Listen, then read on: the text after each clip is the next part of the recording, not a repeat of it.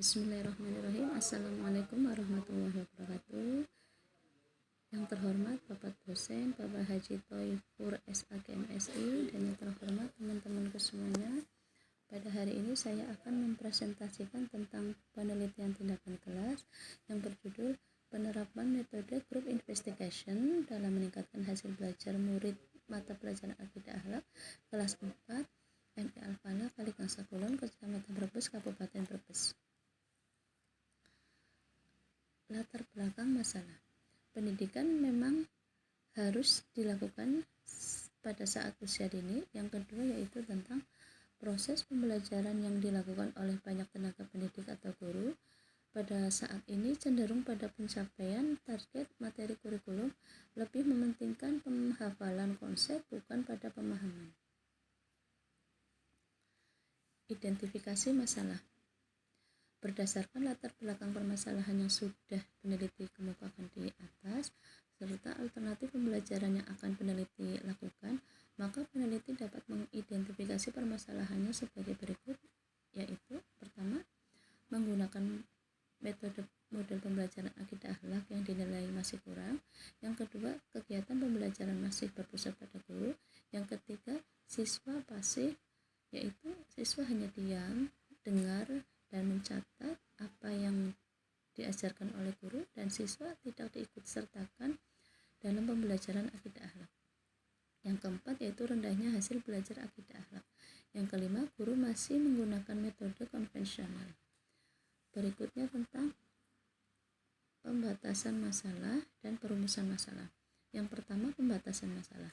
Berdasarkan identifikasi masalah di atas, maka permasalahan dalam penelitian di atas pada peningkatan hasil belajar siswa yaitu dengan menggunakan model pembelajaran group investigation. Yang kedua tentang rumusan masalah. Rumusan masalah di sini yaitu yang pertama, bagaimana bentuk pelaksanaan model pembelajaran tipe group investigation pada mata pelajaran akidah akhlak di MI Al-Falah. Yang kedua tentang apakah model pembelajaran group investigation ini dapat meningkatkan hasil belajar akidah akhlak di MI Al-Falah. Kemudian tentang cara memecahkan masalah. Permasalahan tentang masih kurangnya penggunaan metode pembelajaran yang masih berpusat pada guru, sehingga siswa menjadi pasif, hanya duduk, diam, mendengarkan dan mencatat pelajaran yang diberikan guru. Dan dipilihnya penggunaan metode group investigation ini diharapkan akan meningkatkan hasil belajar siswa pada mata pelajaran akidah akhlak akan menjadi lebih baik. Berikutnya tentang tujuan penelitian atau tindakan dan manfaat penelitian atau tindakan. Tujuan penelitian tindakan ini untuk meningkatkan hasil belajar akidah akhlak dengan menggunakan model pembelajaran group investigation. Dan manfaatnya yaitu ada 3. Yang pertama bagi guru, bagi siswa, dan bagi kepala sekolah.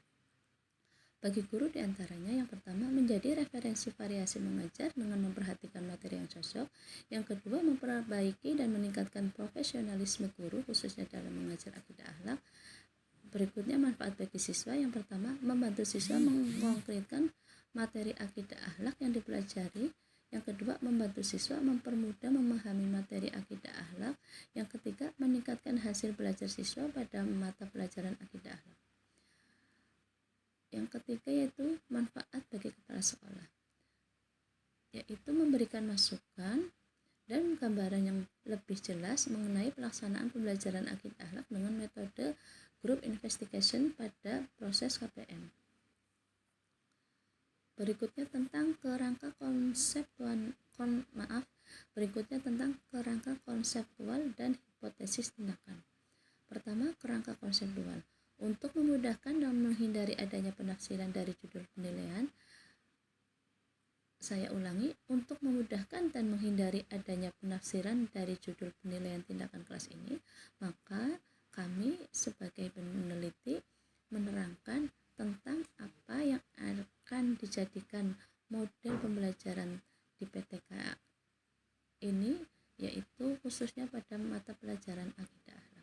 Di sini saya menerangkan tentang pengertian belajar, pengertian akidah akhlak, dan pengertian tentang metode group investigation. Yang berikutnya yaitu tentang metode penelitian. Metode penelitian yang pertama yaitu subjek dan objek. Yang menjadi subjek di sini yaitu semua siswa kelas 4 MI Alfalah kali Kangsa Kulon Brebes, dan menjadi objeknya yaitu hasil dari belajar akidah akhlak. Berikutnya rancangan penelitian. Yang pertama perencanaan, yang kedua tentang tindakan, dan yang ketiga pengamatan, dan yang keempat refleksi. Yang pertama perencanaan. Di sini yang pertama membuat skenario pembelajaran berupa RPP, yang kedua membuat atau menyediakan media atau alat bantu berupa lembar observasi, yang ketiga mendesain alat evaluasi pembelajaran berupa penilaian proses dan hasil belajar produk. Yang kedua tentang tindakan. Tindakan di sini yaitu kegiatan yang dilaksanakan pada tahap ini, yaitu melaksanakan skenario pembelajaran dengan model pembelajaran group investigation yang sudah dirancang pada RPP. Yang ketiga yaitu pengamatan.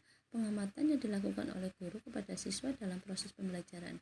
Yang keempat yaitu refleksi.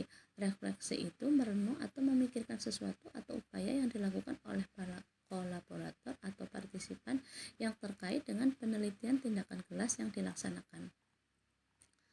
Berikutnya instrumen penelitian dan teknik pengumpulan data. Instrumen penelitian merupakan alat bantu bagi peneliti dalam mengumpulkan data penelitian, dan instrumen penelitian yang digunakan untuk mengumpulkan data dalam penelitian tindakan kelas ini dilengkapi dengan rencana silabus pada materi pelajaran dan rencana pembelajaran pada standar kompetisi dan kompetisi dasar tertentu.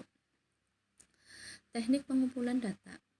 Teknik pengumpulan data di sini yang pertama observasi, yang kedua tes hasil belajar, dan dokumentasi. Berikutnya analisis data. Data yang telah terkumpul dianalisis menggunakan statistik deskripsi yang dimaksudkan untuk memberikan gambaran distribusi belajar akidah akhlak yang diajarkan melalui modul pembelajaran group investigation.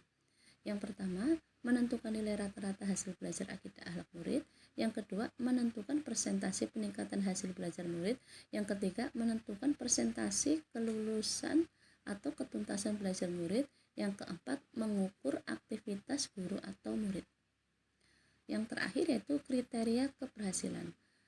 Kriteria keberhasilan di sini ada tiga. Yang pertama, indikator keberhasilan penelitian tindakan kelas pada aktivitas murid adalah jika aktivitas belajar akidah akhlak murid meningkat minimal menjadi 75%. Yang kedua, indikator keberhasilan penelitian tindakan kelas pada aktivitas guru adalah jika aktivitas guru mengajar akidah akhlak meningkat minimal 80%. Yang ketiga, indikator keberhasilan penelitian tindakan kelas pada hasil belajar murid adalah jika hasil belajar akidah akhlak murid meningkat minimal 70%.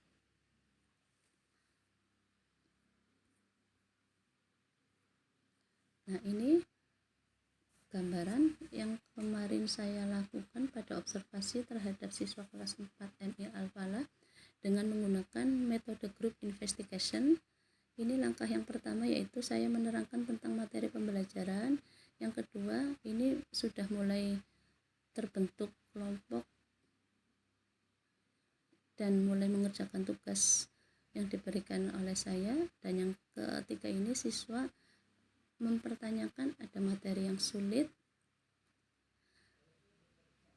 sulit dipahami maksudnya. Dan yang keempat ini siswa mempresentasikan hasil dari belajar kelompok atau group investigation bersama teman-temannya. Dan dari sinilah saya bisa menyimpulkan dan mengobservasi tentang semua siswa, kemampuan siswa dalam proses belajar akidah akhlak. Saya di sini bisa mengamati atau mengobservasi masing-masing siswa. Ini adalah instrumen PTK.